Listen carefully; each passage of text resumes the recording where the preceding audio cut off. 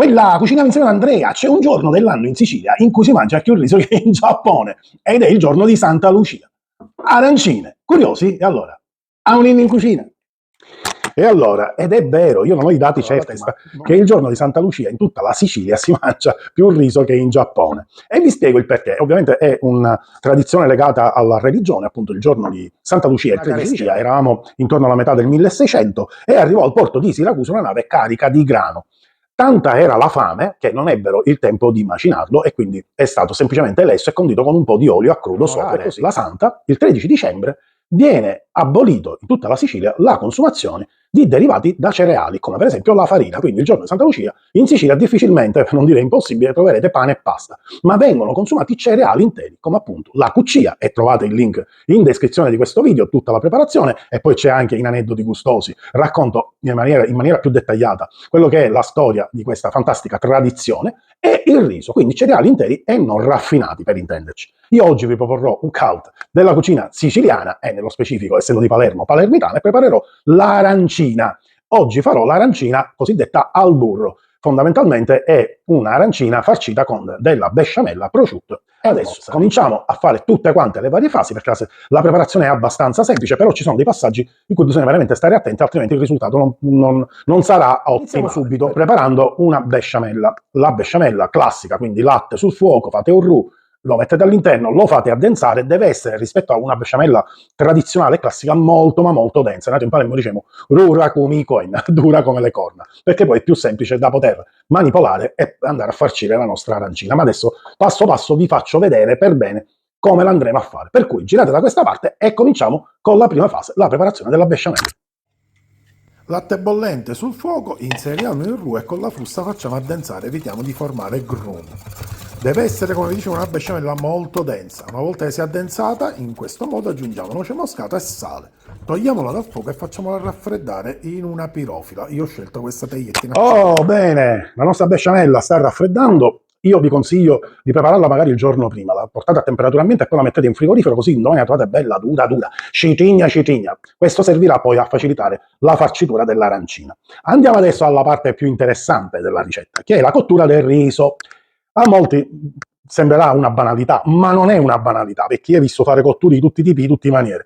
Il riso per l'arancina viene cotto in una sola maniera, non ce ne stanno altre. Se no cambiate pure il nome alla preparazione, ma non chiamatela arancina. Il riso viene cotto per assorbimento o a scomparsa. Cosa significa? Che si mette una percentuale di acqua, una serie di aromi e profumi, una volta raggiunto il bollore si mette giù il riso, si abbassa la fiamma al minimo e viene così assorbito tutto questo liquido dal riso. Una volta fatto ciò si fa raffreddare e possiamo andare a comporre l'arancina. Se un riso avesse fatto altro tipo di cotture, magari si chiamava risotto, ma non arancina. Quindi dovete attenervi a questa regola della quale non si può prescindere, credetemi, è veramente imprescindibile, basilare e fondamentale. Se non chiamateli supplì, chiamateli in un'altra maniera. Se volete un'arancina, la cottura è solo da questa parte, così vedete da vicino tutte le fasi di questa preparazione della cottura del riso. Vi rammento che in descrizione troverete gli ingredienti scritti e la grammatura, e adesso non ci resta altro che andare a cuocere il riso, perché poi la farà raffreddare, se no sapete quando mangiamo. Ok, messi in un tegame, ovviamente capiente e con doppio fondo, i nostri aromi, quindi del burro, dell'alloro, lo zafferano, possiamo andare a inserire l'acqua, che già prende questo colore oro stupendo, meraviglioso. Adesso non dobbiamo fare altro che attendere che comincia a bollire. Nel frattempo che attendiamo l'abolizione dell'acqua, la nostra acqua sta bollendo, adesso cominciamo a preparare la farcitura. Iniziamo prendendo del prosciutto. Io ho preso del fondello, quindi la parte terminale del prosciutto, che solitamente i salumieri vendono al 50% perché non si può affettare, a Palermo chiamiamo pezzame. Ho scelto questa parte non solo perché secondo me è buonissima e comunque si può risparmiare, ma perché non gradisco nell'arancina la fettina di prosciutto. Io preferisco sentire più i tocchetti, per cui anziché farmi tagliare la classica fetta grossa e poi cubettarmela, io mi piglio un pezzame, risparmio soldi e me la cubetto io. Nulla toglie che però, se voi gradite ovviamente la fettina, scusatemi, prendete la fettina di prosciutto. Qui me lo vado a cubettare, più o meno grosso, anche questo è un gusto del tutto personale. La mia besciamella ben fredda e inserisco all'interno.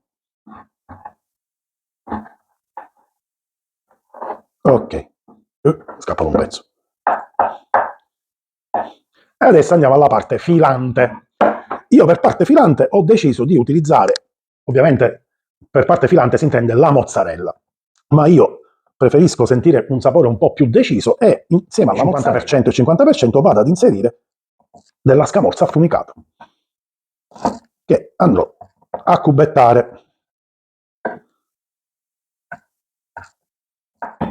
Potete fare tranquillamente solo scamorza o solo mozzarella, che sarebbe la ricetta corretta, ma sono delle piccole varianti.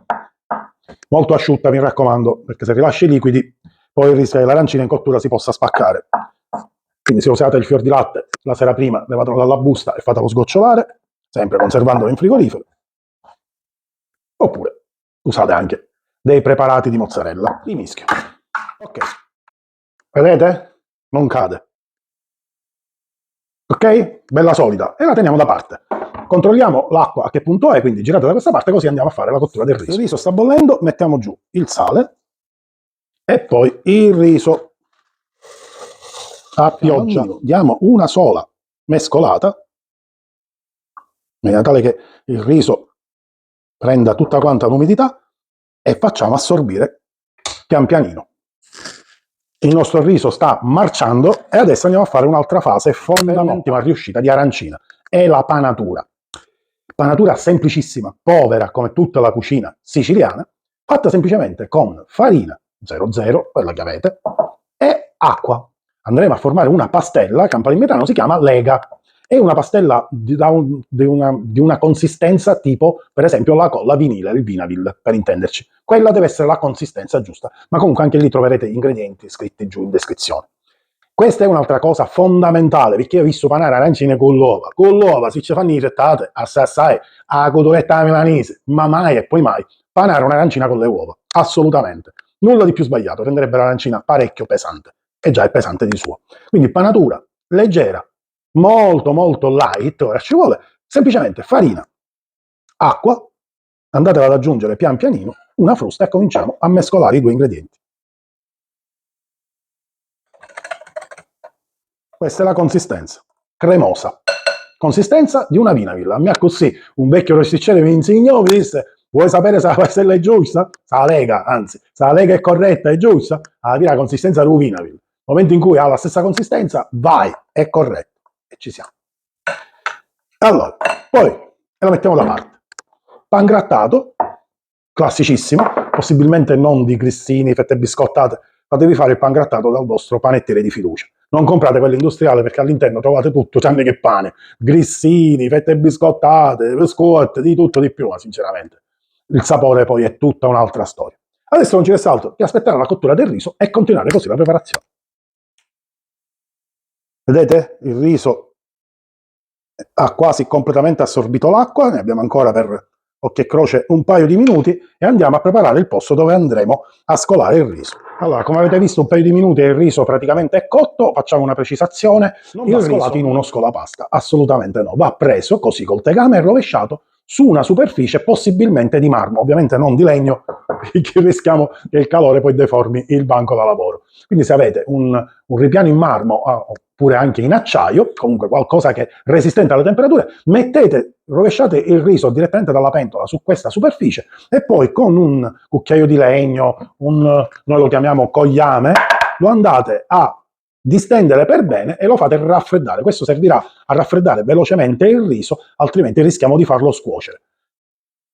Direi che ci siamo e adesso vi faccio vedere dove lo vado a stinnicchiare, a distendere. Mettiamo giù. E adesso, in questo modo, lo andremo ad allargare sulla superficie. Così si raffredderà più velocemente. Tegame perfettamente pulito, quindi come avete visto nessuna paura che il riso si possa attaccare, questo è dato dal fatto che non abbiamo mescolato, se non soltanto una volta all'inizio. Facciamolo raffreddare e poi andiamo a comporre le nostre arancine. E siamo alla fase conclusiva. Il riso si è raffreddato, adesso cominciamo a fare una specie di catena di montaggio e vi faccio vedere tutte le fasi che si devono fare per poi andare a completare la nostra arancina. Per cui questo momentaneamente lo mettiamo di lato e adesso vi metterò in favore di camera così vedete per bene tutte le fasi. Allora, cominciamo subito. I guanti, io preferisco lavorare con i guanti, ma si può fare anche a mani nude, mani appena umide, quindi si puliscono, si leva l'acqua in eccesso passando le mani sui bordi. Poi un pugnetto di riso, si fa una prima sfera in questo modo, un buco al centro, un po' di nostro condimento,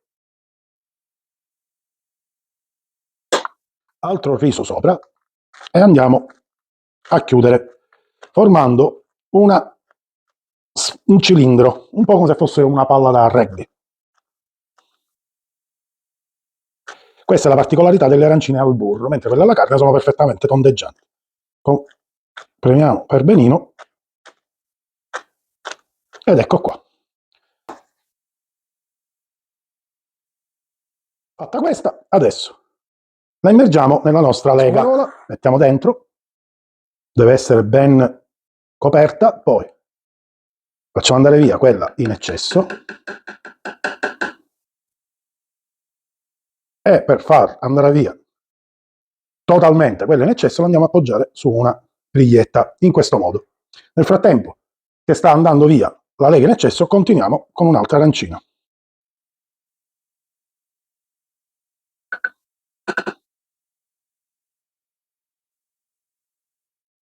È pronta, tuffata nel pangrattato, in questo modo.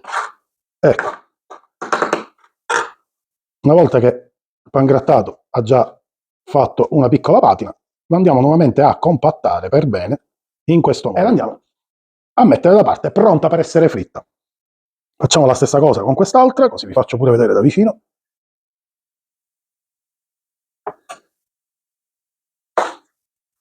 Ovviamente è consigliabile fare prima tutta quanta la fase iniziale, quindi la farcitura dell'arancina, l'inserimento, il bagnetto, diciamo così, nella lega, farle scolare e poi ci si può andare a sporcare le mani col pangrattato, se no altrimenti ogni 2 minuti uno si deve andare a lavare le mani. E quindi questo ovviamente è dimostrativo, vi faccio vedere queste due. Mi raccomando, pangrattato messo per bene in ogni sua parte. Una buona pressione con le mani e la teniamo da parte. Anche questa è pronta per essere fritta. E continuiamo così con tutte quante le nostre arancine. Un consiglio: prima di friggerle mettetele una ventina di minuti nel congelatore. Lo shock termico favorirà poi una croccantezza del tutto particolare alla nostra arancina. Adesso io finisco di farle tutte quante, prima me va la mano e poi ci vediamo per la frittura. Benissimo, praticamente siamo nella fase conclusiva della ricetta. Avete più bella, la cottura è manciata. Allora, le nostre arancine in congelatore sono state una ventina di minuti, quindi sono belle fredde. Ampio tegame, olio di semi e portiamo a temperatura. L'olio è arrivato a temperatura e andiamo giù con la nostra prima arancina. Ed ecco qua, l'arancina bella dorata, la andiamo a mettere su carta assorbente. Passiamo adesso al taglio.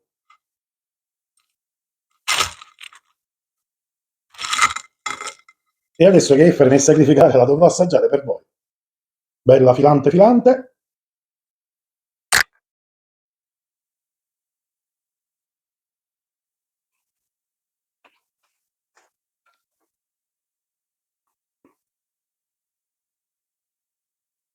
Mega madre!